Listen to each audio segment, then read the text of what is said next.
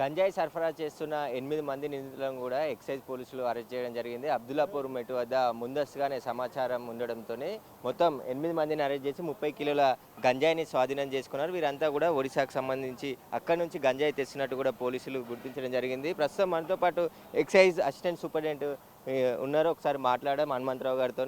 చెప్పండి సార్, అసలు ఎట్లా దొరికారు వీళ్ళంతా, ఎక్కడి నుండి సప్లై చేస్తున్నారు, ఎప్పటి నుండి వీళ్ళంతా? వీళ్ళంతా వివిధ రాష్ట్రాలకు ఢిల్లీ, తెలంగాణ, మహారాష్ట్రకు సంబంధించినటువంటి, ఒరిస్సాకు సంబంధించినటువంటి వ్యక్తులు ఉన్నారు. వీళ్ళు దీన్ని ఆంధ్ర ఒరిస్సా బోర్డర్లో ఉన్నటువంటి ప్రాంతాల నుంచి గంజాని కలెక్ట్ చేసుకొని వివిధ రాష్ట్రాలకి, తెలంగాణ, మహారాష్ట్ర, ఢిల్లీ లాంటి రాష్ట్రాలకి సప్లై చేయడానికి అక్కడ ఆంధ్ర ఒరిస్సా బోర్డర్లో విపరీతంగా దొరుకుతున్నటువంటి ఈ గంజాని నిరుద్యోగ యువత అట్రాక్ట్ అయ్యి వీళ్ళకి తీసుకొచ్చి వాళ్ళకి సంబంధించినటువంటి కేజీ కింద అనేటువంటి 5,000 రూపాయలు సుమారుగా వీళ్ళు సప్లై చేసినందుకు తీసుకుంటారు వాళ్ళ దగ్గర. ఈ వచ్చేటువంటి పలాస, వైజాగ్, రాజమండ్రి, ఒరిస్సా బస్సుల్లో వీళ్ళు తెల్లవారుజామున తీసుకొచ్చేసి వివిధ రాష్ట్రాలకు సప్లై చేస్తున్నారు. కాబట్టి మా గౌరవ ముఖ్యమంత్రి గారు ఇచ్చినటువంటి ఆదేశాల మేరకు, అదేవిధంగా ఎక్సైజ్ ఉన్నతాధికారులు కమలాసన్ రెడ్డి గారు డైరెక్టర్ గారు, అదేవిధంగా కమిషనర్ శ్రీధర్ గారి ఆదేశాల మేరకు గంజా, అదేవిధంగా మారక ద్రవ్యాల మీద ఉక్కుపాదం మోపాలనేటువంటి నిర్ణయంతో తెలంగాణని గంజా అండ్ డ్రగ్స్ ఫ్రీ రాష్ట్రంగా చేయడానికి తీసుకున్నటువంటి స్పెషల్ డ్రైవ్లో భాగంగా ఈరోజు అబ్దుల్లాపూర్ మెట్టు ప్రాంతంలో చేసినటువంటి రూట్ వాచ్లో సుమారు 8 మంది ముద్దాయిలు 30 కేజీల గాంజాతోటి పట్టుబడ్డారు. వీరికి సంబంధించినటువంటి విషయాల్లో ప్రాథమికంగా తెలిసింది ఏంటంటే, వీళ్ళు వైజాగ్లో, తర్వాత రాజమండ్రిలో, తర్వాత ఆంధ్ర ఒరిస్సా బోర్డర్లో కలెక్ట్ చేసుకున్నటువంటి దాన్ని వివిధ రాష్ట్రాలకి, ఢిల్లీ, మహారాష్ట్ర మరియు తెలంగాణ రాష్ట్రాలకు తీసుకొస్తున్నారు. వీరిని విచారించి వీరి వెనకాల ఎంత పెద్ద శక్తులు ఉన్నప్పటికీ కూడా కఠినంగా చర్యలు తీసుకొని ఇక ముందు రాష్ట్రంలోకి ఇటువంటి మాదక ద్రవ్యాలను రానియకుండా నిరోధించడానికి ఎక్సైజ్ డిపార్ట్మెంట్ తరఫున సాయశక్తుల ప్రయత్నం చేస్తున్నాము. అదేవిధంగా రంగారెడ్డి జిల్లాకు సంబంధించినటువంటి ఎక్సైజ్ ఉన్నతాధికారులు ఆదేశాల మేరకు వివిధ ప్రాంతాల్లో ప్రతిరోజు దీని మీద నిరంతరం నిఘా పెట్టేసి ఉన్నటువంటి సప్లై చైన్ని కట్ చేయడానికి, వీళ్ళకి సప్లై అవుతున్నటువంటి ఎక్కడి నుంచి వస్తుందో ఆ సప్లై చైన్ ద్వారా వెళ్ళి వారి మీద కఠిన చర్యలు తీసుకొని ఇక ముందు రాష్ట్రంలోకి గాంజా కానీ మాదక ద్రవ్యాలు కానీ రాకుండా నిరోధించడానికి విశ్వ ప్రయత్నం చేస్తాం. వీరు ఎవరికి తీసుకెళ్తున్నారు ఈ గంజాయి మొత్తము, ఎక్కడెక్కడ సప్లై చేస్తున్నారు, అదే మనకు గుర్తించారా? వీరికి సంబంధించిన ప్రధాన సూత్రధారి ఎవరు అసలు?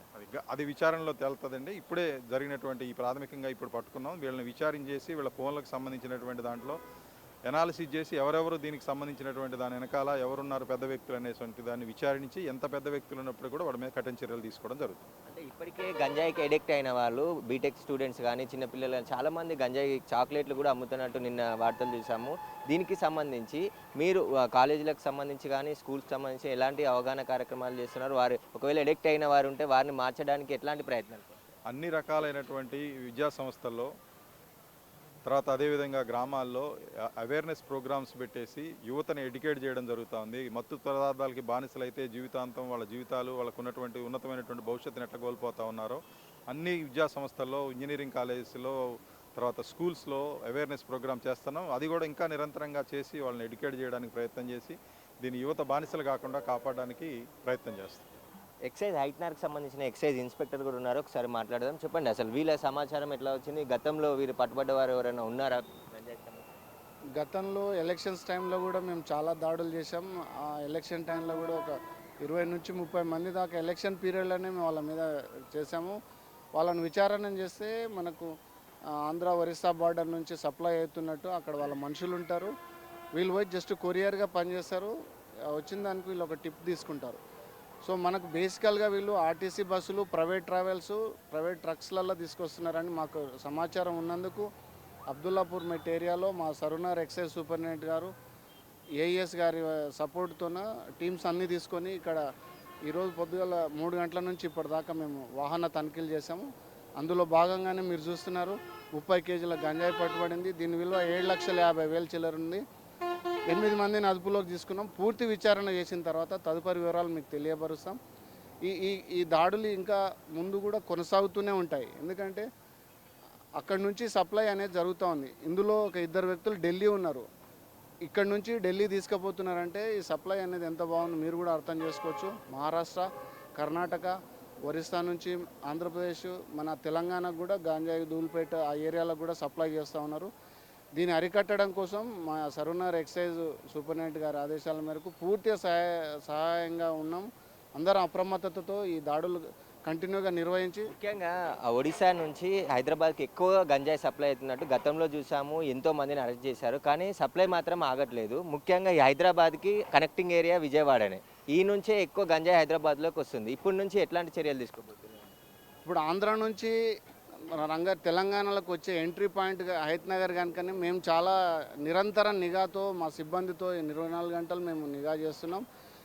పొద్దుగల పూట ఈ బస్సులలో వస్తుందని మాకు పూర్తి విశ్వసనీయ సమాచారం ఉన్నందుకే మేము అర్ధరాత్రి నుంచి అప్రమత్తమై ఈ దాడులు నిర్వహిస్తున్నాం. ఇక నుంచి కూడా ఇదే విధంగా కొనసాగుతాం. మా ఉన్నతాధికారులకు చెప్పినాం, మాకు కొద్దిగా ఈ క్రైమ్ అరికట్టడంలో సమాచారంలో మాకు సపోర్ట్ చేయమని చెప్పేసి టెక్నాలజీ కూడా అడుగుతున్నాం. దాన్ని హెల్ప్గా తీసుకొని ఇక ముందు కూడా ఈ దాడులు కంటిన్యూ చేస్తాం.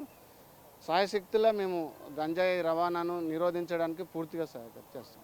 అయితే ఖచ్చితంగా ఒడిశా నుంచి హైదరాబాద్ మీదుగా ఢిల్లీ, మహారాష్ట్రకు కూడా వీళ్ళంతా గంజాయి కమిషన్ బేస్ మీద తీసుకుపోతున్నట్టు గుర్తించడం జరిగింది. ముందస్తు సమాచారంతోనే 8 మంది నిందితులను 3 బస్సుల్లో అరెస్ట్ చేయడం జరిగింది. దాదాపు 30 కిలోల గంజాయి ప్యాకెట్లని స్వాధీనం చేసుకున్నారు. మనం చూడొచ్చు, ఈ గంజాయి అంతా కూడా డ్రై అయిన తర్వాత ఈ గంజాయిని తీసుకొచ్చి వేరే వాళ్ళకి, కస్టమర్స్ ఎవరైతే ఉంటారో వారందరికీ కూడా అమ్ముతుంటారు. దీనికి సంబంధించి వీళ్ళు పట్టుబడ్డ వాళ్ళంతా కూడా వీళ్ళంతా ఒక్కొక్కరు 20,000 నుంచి 30,000 కమిషన్ బేస్తోని సప్లై చేస్తున్నట్టుగా ప్రాథమికంగా గుర్తించడం జరిగింది. మొత్తం ఇప్పటికే ప్రభుత్వం చాలా సీరియస్గా ఉంది.